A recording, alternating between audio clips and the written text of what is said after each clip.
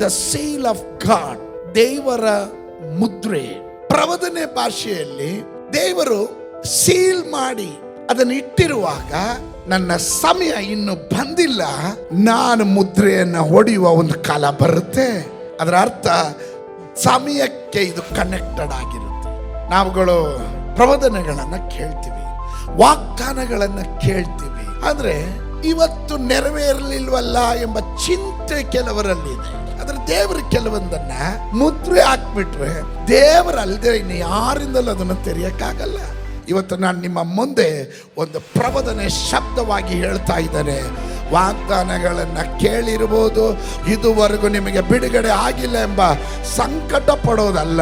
ದೇವರು ತಡ ಮಾಡಿದ್ರು ಅದು ನೆರವೇರೋವರೆಗೂ ಅವನು ಮುದ್ರೆ ಹಾಕಿ ಅದನ್ನು ಪ್ರೊಟೆಕ್ಟ್ ಮಾಡ್ತಾ ಇರ್ತಾನೆ. ಅವನು ಹೇಳಿರುವ ಮಾತನ್ನ ಕಾಪಾಡ್ತಾ ಇರ್ತಾನೆ.